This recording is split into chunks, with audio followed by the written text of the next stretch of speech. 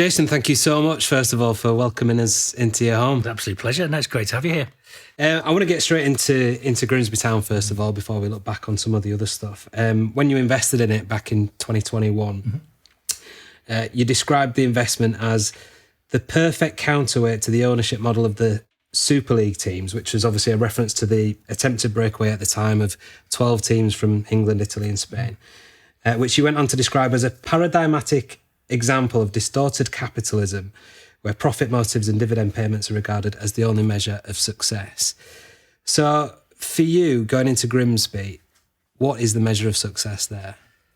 There's a lot of words, wasn't it, in there? So it must have been a day where I was into my own ideas. Well, there's a couple of things, really. So one for us, it's definitely about how we improve the status of the football club on the pitch. So I think we understand that our license to do anything that we want to do in the community comes from improving the football. So I think that's a really easy measure, is do we look like we're making progress up the league table with the infrastructure that we're putting in, with the teams beyond the first team, with the academy, with the women's team. So I think there are some really clear, ostensible measures which will show we're making some progress. And it won't be linear. It will be up and down. That's life. It'll be up a bit, down a bit, sideways a bit.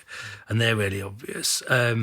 Second thing, it will be, do we represent, and this is slightly more qualitative, do we represent a bigger share in the hearts and minds of people in Grimsby in a positive way? So I often talk about, would love a new generation of fans to think about the club and the part of their own identity the club represents as a positive force in their lives. Now, again, you could argue what that measure is, but there's something that you can feel about how people are responding. I had a CEO from another football club who comes to Grimsby who said he recognised the number of shirts kids were wearing had gone up exponentially. I thought that was quite nice from someone to come and give us that feedback. And then the third thing is something that we're working on at the moment, which is about community impact. So what is the potential of a football club to be helpful in some of the really large structural societal problems that we've got, whether that is mental health, whether that's male suicide, whether that's obesity, the listed can go on ad nauseum.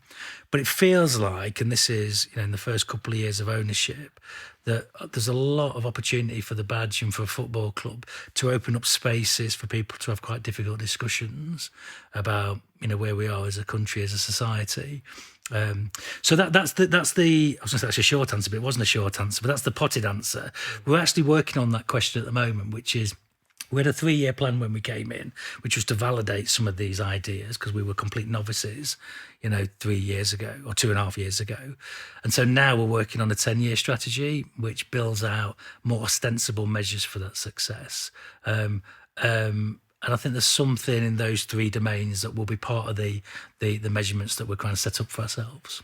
Okay, so has that 10-year plan come as a result of things that you've noticed, feedback that you've had over these past couple of years? Yeah, definitely. So I think we had we thought we could influence fairly through brute force the culture of the organisation, knowing how Andrew and I want to run organisations, the infrastructure, so the lack of spending infrastructure, and then on the playing side, right, by just spending a bit more and a bit more quality, and not necessarily in that order, by the way, but we definitely thought there was something about those 3 things, and so I think we've validated that thesis, and we've had. We're pleased with the success, getting promoted out of the National League at first chance. The FA Cup run, first time since 1939, we got to the quarterfinals. Best league position in 20 years. That shows that that's a decent data point that the things that we thought we could do, we're making reasonable progress on. And then now what we're trying to do is think about, the ambition and the long-term thinking with the data and the understanding we've got of football now. One of the myths that I really, really rail against, the idea that football is different, or people often say in football clubs, that's how it's done because it's football. That's bullshit. Quite frankly, it's the characteristics of football are the same. The nuances can be different. So having fans and people who have invested their lives into supporting a club, that's a different weight and carries a different obligation. But ultimately, they can be run. They are unlike businesses in one way, in which is that most of them aren't viable. you know, that actually they're business-like, but they're not businesses, because most of them would be shut down automatically. They wouldn't be investable. But what we know now is that the disciplines of running organisations, thinking long-term, creating a process and structure that helps you make decisions with good instincts and intuition and heart and soul, we think that's a model for success. And you can see that, right? You can see it in Luton, you can see it in Plymouth. The clubs that have done that, you know, are inspirations to us as well. So, you know, you've got to have a plan, but you haven't got to get married to that as well in a way that just doesn't allow you some flexibility. But the best businesses I've seen throughout my career are ones that are executing on a clear plan, but also with heart and soul in there as well. When did you start to make that realisation, Jason? You had a long, successful career in business, in capitalist structures, which obviously do a lot of good, but you refer to this idea of distorted capitalism. When did you sort of start to get an idea of that, and when did you start to feel uncomfortable with that idea? Yeah, that's an amazing question. So there were a couple of really clear instances for me. So one, I talked to my kids about this, like growing up skin and growing up on a council estate, you just don't have the mental models that a lot of people are brought up with. So one is really, obviously, I tell this to anyone that'll listen, which is no one makes any monies in salaries. So, you know, and poor people don't know this. We aren't told this, right? Which is you get well paid for a job, you keep going up the salary structures, and you think that's great because you're getting more and more money. But the real wealth is created in equity and creating value in a business that can be sold or recapitalised at some point. And no one teaches that. If you're a kid from a council estate in Grimsby, there's no economics lesson that tells you that. So when I sort of realised that, I was like, oh, okay. I can work for the next 50 years and have a decent house and maybe pay off my mortgage. But if you want to do something really interesting and make the money that allows you freedom to really have the choices in your life, no one who is paid a salary does that. Maybe some bankers, or maybe some, you know, in the really distorted echelons of capitalism. But understanding that, so when I just started to think about that and read about that in my late 20s, that was a light bulb moment. Second moment was I used to believe, and I don't know where this came from, I had this limiting thought that the people running businesses were the smartest people. And I remember walking to business which remain nameless for obvious reasons and thinking that the boss was a bit of a dick. And I was like, oh, okay. And I thought, oh, I can do what he's doing. And actually, I'd never knew anyone that had run a business until that point. And then there's loads of others. But the third one was when I did my first private equity transaction. There was maybe 8 lawyers and there was a room full of maybe 20 advisors. And I came in one day and they were really excited. The star were... You know, this was sort of seven-digit numbers that people were making personally. And they said to me, oh, this is great news, but we found out a way you pay no tax on this transaction. And I just said to them, genuinely, I was like, where's that good idea? If the CEOs are paying no tax on transactions, where do things get funded? You know, like nurses and they said to me, oh, you're the first person in 26 years to ask that question. Without just going, yeah, just put it in offshore or set it up in a complicated tax arrangement. And I'm saying, just like genuine for me, those are serious questions about society. If the richest people aren't paying their fair share of tax, and yet the tax burden on the lowest paid is completely constrained. You haven't got tax advisors if you're on the lowest tax band, right? You haven't got. So I was like, and it was a genuine question for me.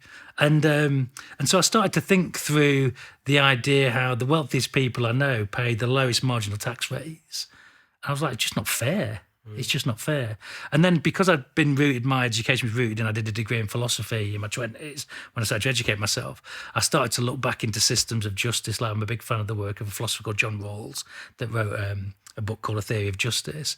And yeah, society doesn't function if we have massive inequalities. It's simple. And so, yeah, sorry, that's a rambling answer to the question, but I could tell you 100 other stories where I notice it and I'm alert to it now that equality is not the objective for society. We all have different talents and means and ways of expressing that, but fairness should be. I don't mind people being astronomically rich if they've earned it, they've worked for it and it's fair. But in a system where inequality is becoming embedded in our society, that's really dangerous for our democracy. When people don't think the economy is working for them, they don't think democracy is working for them. And we're seeing some of that. And that is a zero-sum game. And we've got quite complacent about how safe our society is, but it's at risk because we've had a long period of peace and history. So fairness matters to me as a philosophical concept and a societal concept that makes it function and work, not just because it's high-minded or moral personally. It's about people need to feel that. So, and I can evidence that because I'm a kid who grew up skin and has been in those rooms in Silicon Valley or in New York or in Tel Aviv, where wealth is really, really, and capitalism really works. I've been in both of those rooms, and it needs to be fair at both ends of that spectrum, I think. So clearly when you're in those rooms, you're thinking of, or you're questioning yourself and the other people in that room, questions that are natural to you that wouldn't be natural to them. I like the way that in your Guardian columns, you often use books as a starting point for a conversation or a topic. It's almost like having a book review with a bit more depth to it. And one of those is The Second Mountain, which starts off discussing, by David Brooks, starts off discussing the moral ecology of the surroundings that we grow up in our earliest years. Tell us a little bit more about that, because all of these, when you get into these rooms at this point of your life, these values presumably have been put into you at a very early point of your life. Yeah, look, I really like you picked up on that. So I didn't start reading properly till in my 20s. So for me, my kids, I'm maniacal about it. It's like a superpower. When people show you that there's a whole world of thinking and ideas you can access at any point throughout history. Like, I just don't get why people don't think about reading, and I know. So I discovered it myself, but the idea that you could pick up, a New York Times best-selling writer like David Brooks and his lifetime of learning and learn from that, it's just magical to me. It still is to this day. So for me, I read incessantly and I love it, and I try and imbue that in my kids. But it's you have an operating system, don't you, that you're brought up in, and that's both the system of your environment, your parenting, the people around you, the role models, and the time also, the ideologies you've been brought up in as well. And I think for me, it's worked tremendously well. It wasn't, on paper, it wasn't an ideal child, single parent family. I've got 3 brothers, all got different dads. We were skinned, council estate house, 3 school meals, whole kit and caboodle. But it served me really well because it was a loving environment. It was a community where no one was allowed to be better than anybody else. And I quite like that. The Danish have this a bit, and it's limited in some ways. It's called janteloven, I think, with this idea that we're all the same. And that serves as well. But also, the environment I was brought in, I needed a lot of grit and resilience, just because it was a relatively tough environment. And so going into work, when I found myself in work environments, I found the fact that genuinely whoever I work with, I feel the same as them. I know I've got skills and talents that I can utilise, but I completely respect and need other people around me, and I've always enjoyed that. So that's a kind of socialism, right? The way I was brought up was in a sort of socialist environment, and I'm a product of that. And yet I love the capitalism, the idea that if you want to work a little bit harder than everybody else and graft and do a bit more and have courage of your convictions and take risks, you can create value. I like that. But it comes back to that earlier point around it's got to be fair as well. And it's not got to be at the expense of someone else. The idea of, zero-sum game where someone has to lose if you win, I don't like that. The world can't operate on that basis. So I'm competitive, but I'd rather lose beautifully than win ugly.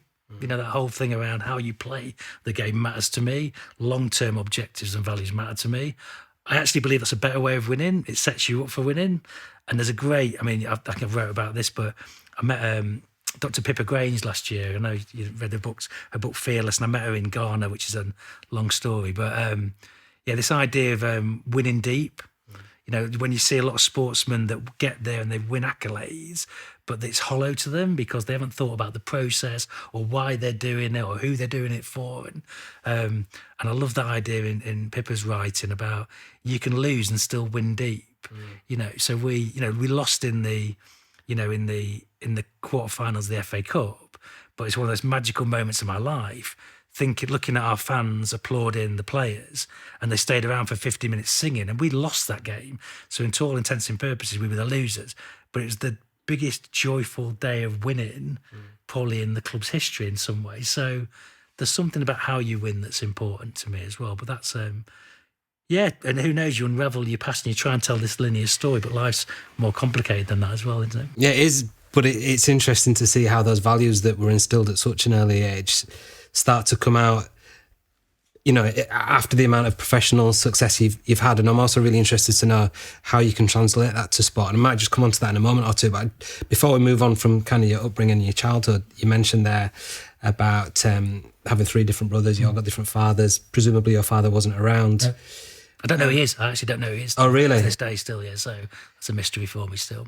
Is that, in a way, a liberating thing as a child to not have that point of reference that you have certain standards and behaviours that you have to match or feel like you have to match and live up to? I love that. I've often thought that when I see people who've come from traditional, in inverted commas, families with mum and dad, successful middle class maybe, where dad's been successful, mum's been successful, and the obligation and the pressure that puts on people, I worry about it with my kids, and I'll say to them, I couldn't love you any more than I love you now. What you do with your life is up to you, and whatever you do with your life is up to you, but you have no pressure to do the things I've done or not do the things I've done.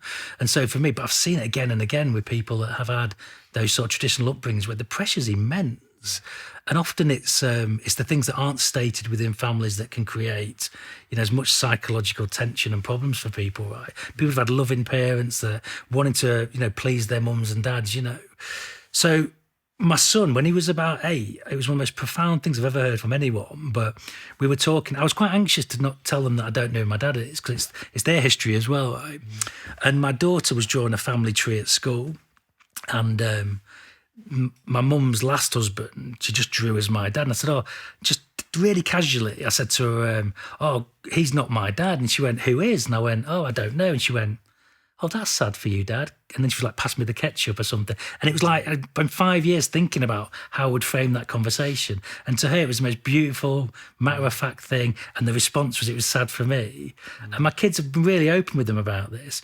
And my son said something a few days later, which is just, I don't know whether he meant it, actually, when I look back on it, because it was so profound. But he said to me, do you think your disadvantages growing up are your advantages in your life, Dad?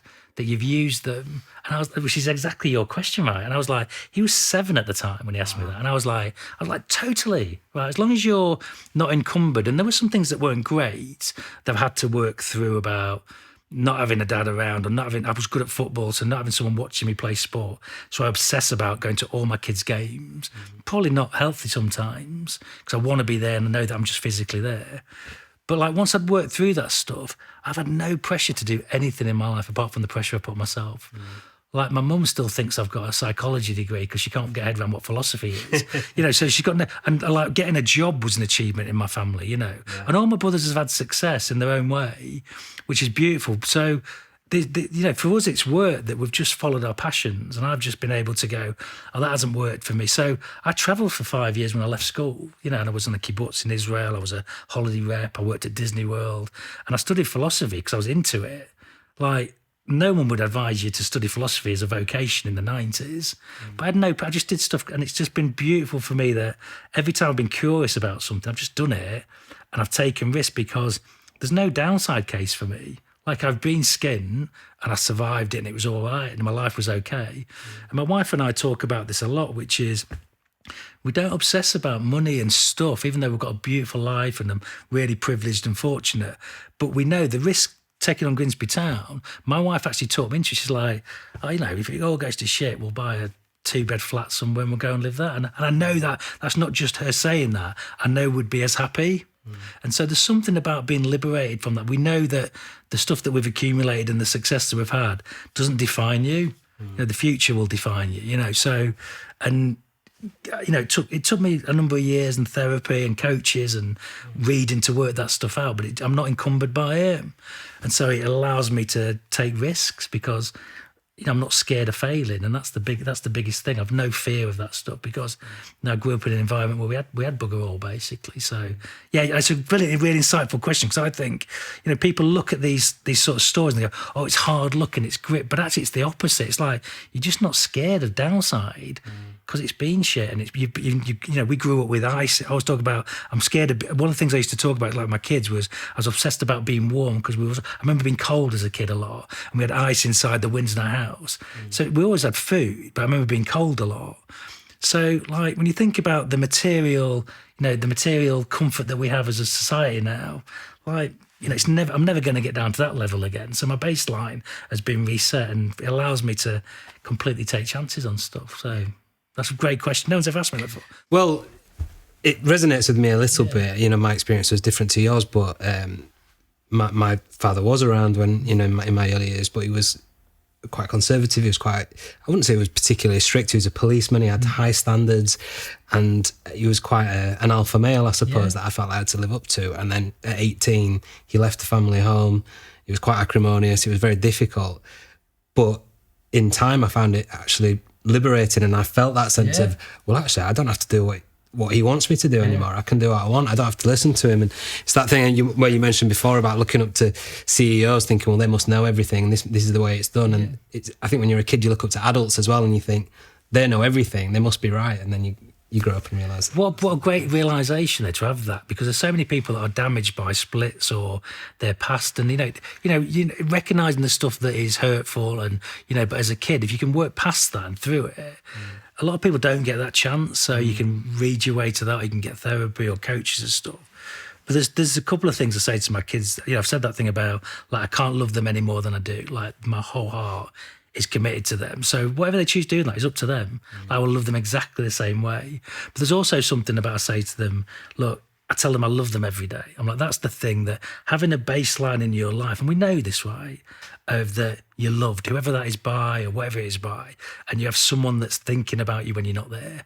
So I tell them every single day, and we joke about it. And the other thing I tell them every day is when they leave for school, I tell them to ask good questions. I say, don't care about your grades. I care about you asking good questions, because I've been talking about this for 14 years now. Answers will be in technology, answers will be in AI for most of the things that we think are important in our education now. So the ability to be philosophical and frame questions and think curiously about the world is the superpower that humans have. And in the last couple of years, my kids do their homework on ChatGPT now. And like the school said, look, you shouldn't do it. And I'm like, absolutely, they should do it, because these are tools that are going to be used in the same way, in the internet in the 90s. So it's going to be around us all the time. So their ability to love and connect and be part of something, teams, and ask questions is going to be what humans are good for, and what they need to be happy, I think, because it's all about connectivity and relationships ultimately. Not about school grades, and that stuff will happen. Like money happens if you commit yourself to stuff. But being good people and thinking about relationships is what'll stand them in good stead, I think. There's so much to unpack there, and so many routes we could go down. But overall, just thinking about the last few things that you said, I think the overriding message for me is heightened emotional intelligence and empathy. Empathy for people who don't have means because of your upbringing, but also we all know that, generally speaking, females have higher levels of emotional intelligence than males do. And also travel is a fundamental part of that, seeing things from different perspectives, living life as a minority, even being a minority in certain situations. How does that help you now? Yeah, I mean, there's a lot in there, isn't there? Yeah, the empathy stuff's interesting, right? Because I just think that it was what I said before about relationships matter. I mean, the most profound thing about the Grimsby Football Club, by the way, for me personally, is reconnecting with people that I love. And my life's gone in a different direction. So a couple of mates that I knock around, my brothers all the time. So the most rewarding thing is reaffirming those connections, those relationships, because that's the thing that matters. Ultimately, we know you can have, there's ages and stages in life that you go through, but actually what matters at all stages is the quality of your relationships and connection to people, genuine connection to people. So there's that. I think, and this is where my education has helped and the reading's helped, right, is the understanding the myth of meritocracy, this idea that if you work hard, you will get on and life will, reward you. It's just not true. Like the probability and, of financial success or social success is massively correlated to your starting position in life and your network and your family, and we know that. And actually, meritocracy, the idea I've written about this was a satire written in 1958 by Michael Young, and Blair took it up as and I've got a lot I like about Tony Blair, but this idea that work hard, go to university, get out. It was a satire originally, and we took it on as to be the reality that, and that's part of why we've got this fractured society, is that people believe you have to leave to have a fulfilling life rather than community and being rooted in a place. So, just understanding that, which is, what you can't do is change your starting position in life, but recognising some of the barriers and some of the inequalities that we can break down. And universities are doing a good job in that now, particularly the elite universities, that are allowing people, I read at the weekend about, to get into Oxford now, they'll take a kid who gets if someone gets 7 GCSEs in a tough school, that's worth a lot more than a kid going to a private school getting 10, because the relative work that needs to be done. And Oxford and Cambridge are doing this now, which is amazing. But actually, within that as well, we realise that success in life isn't just about money, fame, status. It's about the quality of relationships and the depth of your relationships and how you conduct yourself, live to your own values. And that's something everyone can do.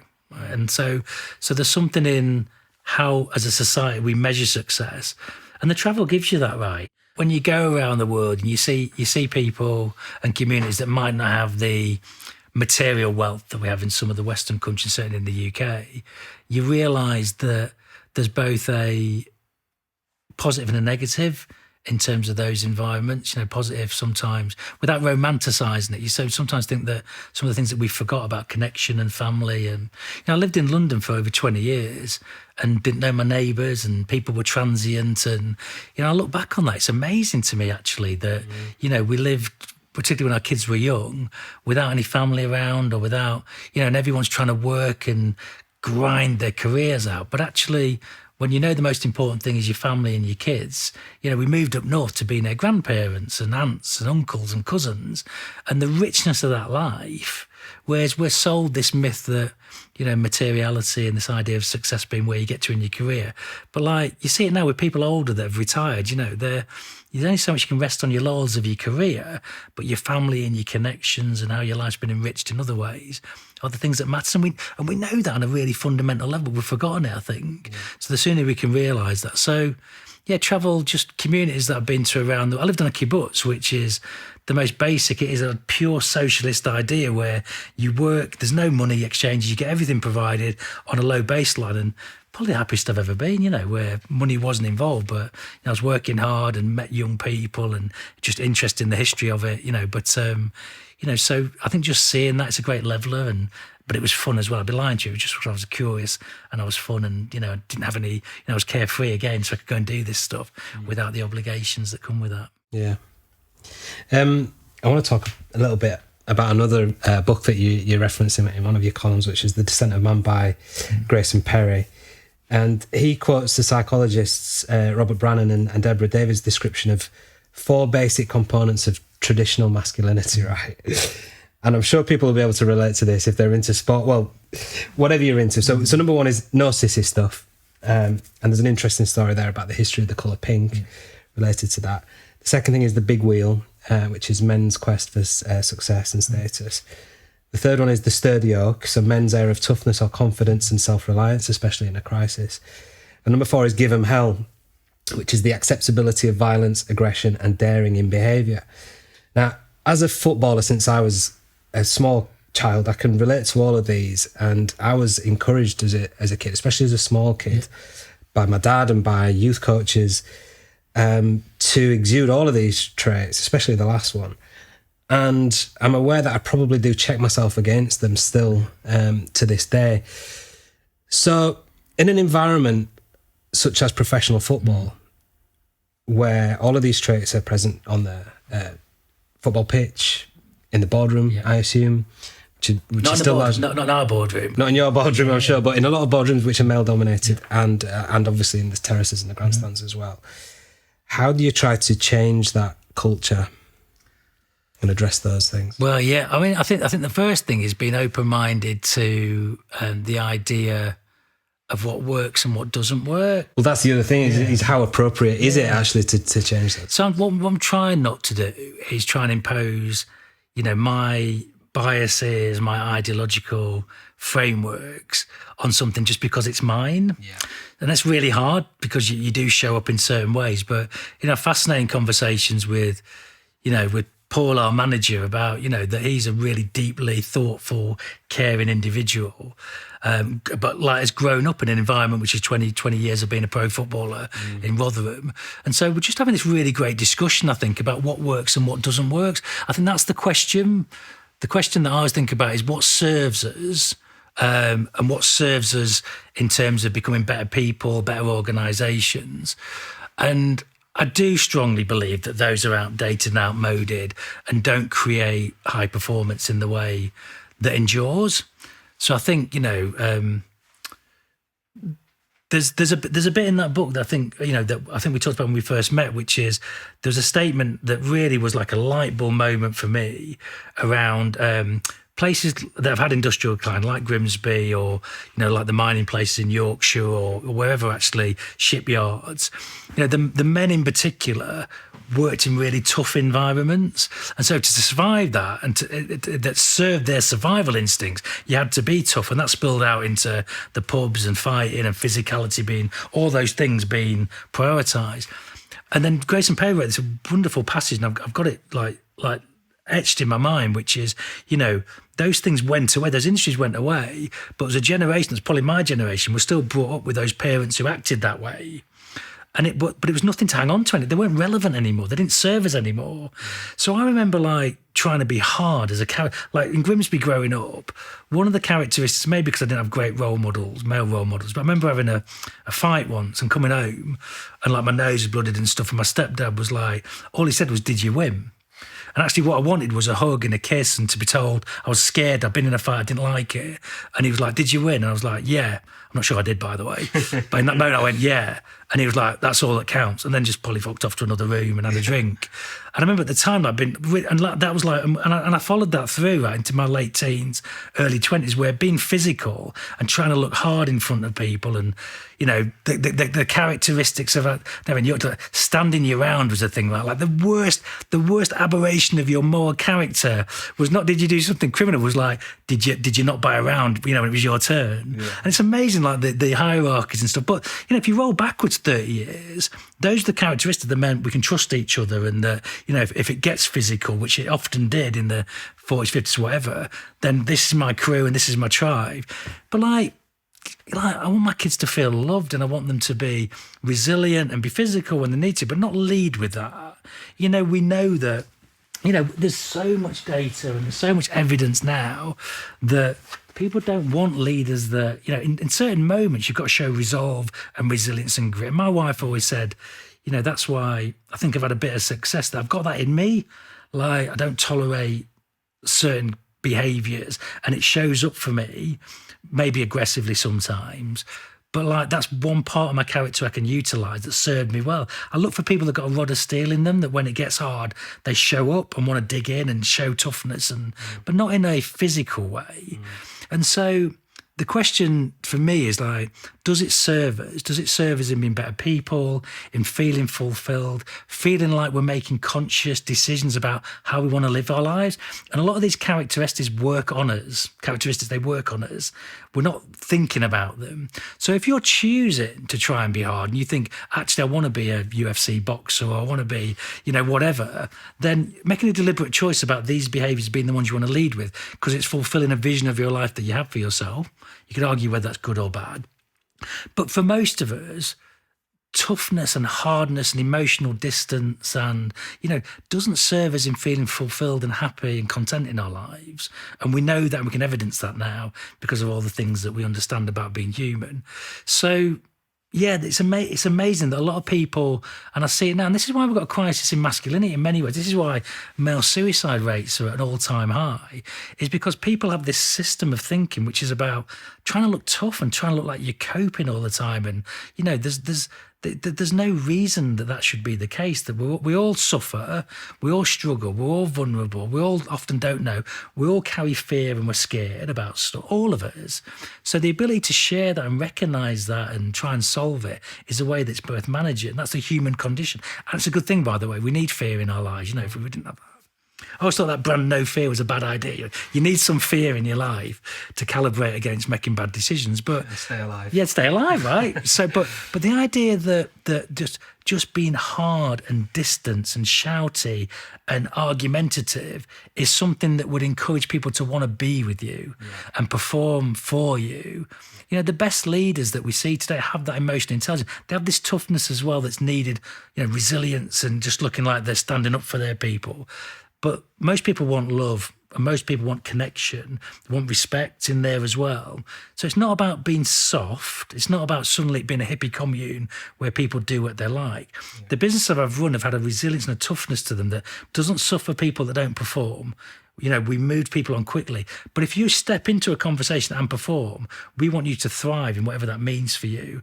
And that means feeling respected and loved and having compassion in there as well. I think there's something we understand about that now. But growing up the way we probably grew up, it was about looking hard and showing that you wasn't scared and tough men don't cry and tough men don't show emotions. And it's just bullshit. And we know that's not true now. But importantly, it doesn't serve us as individuals. But having access to that range of emotions enriches our lives and allows us to live fully as parents, as husbands, you know, as friends to people. Whereas if we're just trying to look hard, it shrinks our world to the sort of the size and the hardness of our hearts that aren't expressive. And I think there's something that we know about that now. Yeah. I guess also then we're judging ourselves on metrics that we might fall short on and then and feel a lack of purpose and a sense of failure. Yeah.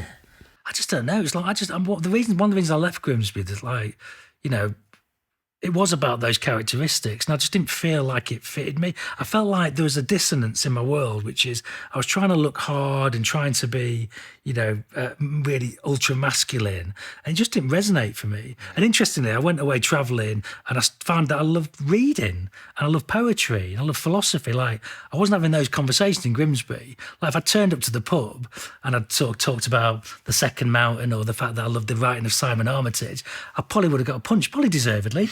You know, in those conversations. But you know what I mean? It was like I had to find an environment. And then when I look back on, the important bit is closing the circle in those conversations. I look back on the wonderful things about being from my town, the sense of humour, the dark humour, the resilience, the toughness that shows up with love. Like it's... And it's hard to describe. I brought some people from London up a couple of years ago and we're talking about politics. I was like, people in this town don't care about the things that you're talking about. I was like, but don't take that for an ignorance or a lack of thoughtfulness. It's just that, you know, the community, and I'm not over romanticising that because I'm in that community and I'm part of it. There is a toughness and there's a resilience, but there's an intelligence to it as well. And so it's not about the past was awful, the future's progressive. It's about making sure we dip back into what worked for us in those communities. There's a spirit, there's a tightness, there's an identity that's really powerful that we've sort of forgotten as well. And so, you know, when we talk about the things that were wrong about that masculinity, what we have in Grimsby is a matriarchy, quite frankly, really strong women. When the men were off doing these bullshit things, being away at sea, coming home being drunk, a lot of physical violence in the home as well. We have incredibly strong women who held the community together. They're still there and are showing up in community projects and running the big practical positive initiatives that are happening in the town. It's largely women-led. So it's allowing men back into that space with their full emotions to work as partners and equals to women. But actually, women in places like Grimsby have been running the show probably for 100 years, but men think they have been. So it's really interesting in just recalibrating that to go, we're partners in this together, you know, rather. And this is why we've got the deficit in mental health for men, is because we've got this archetype of toughness, providing, rather than going, actually, we're just partners in our relationships, in our lives together. And if you get to that point, you know, you don't bear the responsibility and the shame of maybe not doing that singularly, which is what it used to be. Yeah. It's amazing, actually, as you talk, how tied you are to the identity of the town that you're from. We talked about that moral ecology before, and the legacy of that within you and how you behave, but also the legacy that exists within the town are actually very similar in terms of, as your son put it, the disadvantages being advantages now. Close community, funny people, strong people, direct. all the things that people try and talk about as positives have come out from a sort of gallows type humour, which is, look, it's a town that's tilted its narrative to the past for too long. It's wedded to the fishing. That went away in the 70s and we still talk about it. So I think if we can take the positive, the strength of the community, and what we're trying to do is point it towards the future in a way that articulates a vision that we articulate together. What do we want for the town and for kids? And that's why we're trying to build the onside youth zone in the town. It's why we're trying to restate the values of the football club. And we're building this other project called Our Future, which I'm involved with a phenomenal social entrepreneur called Emily Bolton. But it's taking the best things of the town that have always existed, rather than what often happens through centralised government or through philanthropy is like people turn up and do something to a place, and it never works because it's someone else's idea. If you show up as a partner in trying to create something, then we think magic can happen and orientate to sort of a more hopeful future. But it's not disregarding the past. It's saying, what are the things that we want to bring with us? And what are the things like this toxic masculinity that we want to just jettison and say, it's not serving us? And so it's about having that continuum into the stuff that is really valuable, that we've sort of lost sight of, but at the same time recognising that we need to change and we need to reevaluate what's important to us. Bringing it back to sport and bringing it back to Grimsby Town in particular, do you look to develop that within an organisation, or do you look to recruit for that? How do you go about, and obviously there will be resistance in and around the club to that as well. I mean, I've seen message boards and comments on your Twitter feed complaining that you're woke and that, actually it's a disconnect with the values that they see. I think it's just being open minded to that dialogue. I've got no monopoly on the truth or what's right. I've got a view of the world that I'm interested in exploring with people genuinely. Like, quick story. So when we came in, one of the things that really worried me was booing taking the knee. And like every instance he goes, a bunch of racist people booing the knee.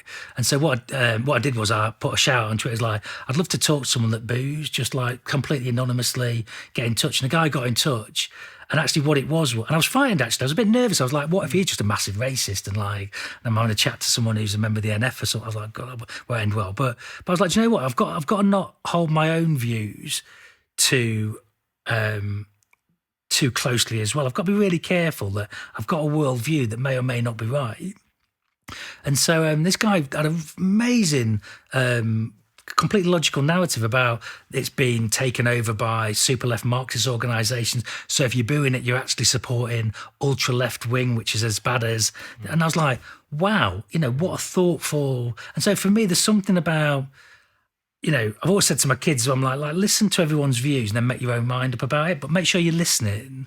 Don't just talk to people that share your background or your views, because you'll never move your thinking on. So I try and do that. And so online's good for that as well. It's like I get perspectives. Sometimes I go, yeah, I hadn't thought of that. Or genuinely, my biases are showing up. But occasionally it's just a bunch of knobheads. So I use the mute button quite a lot now. Like some people, you have to think about their worldview and they're just shouting about what their background and their biases, and once you see a pattern of that, you're like, we're never going to meet and have a conversation, because you're so embedded into how you see the world and the injustice you see that you're not prepared to recognise that you might have got it a bit wrong.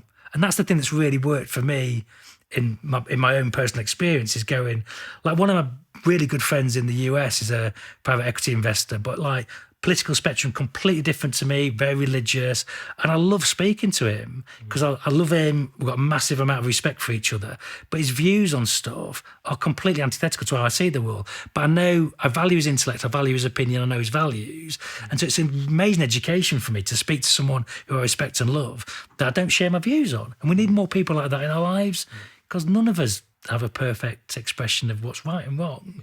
So, surrounding yourself with people and being open to that, but also being resolute enough about what you care about to not take shit from people as well. Because if you open your mind of just to being completely subjective, then you're not executing anything. You blow with the winds. And I think it's been really clear about what matters to you, but open-minded enough to realise that you might be wrong as well. Yeah, and approaching those conversations from a point of empathy and self-awareness. And it's amazing, and the biggest learning opportunities, I think, as well. So in football, what I'm saying is like, I'm just trying to be able, I know the things that we want to do will improve the organisation, but they're limited.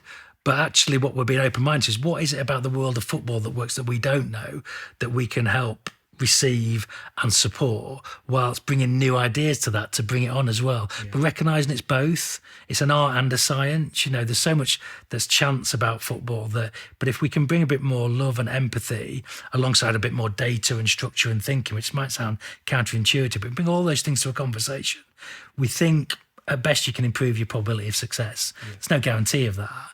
But importantly, it'll be more enjoyable, it'll be more rewarding, it'll be more satisfying to everyone involved with it, rather than just believing that what we did in the past will be replicated in the future. Yeah.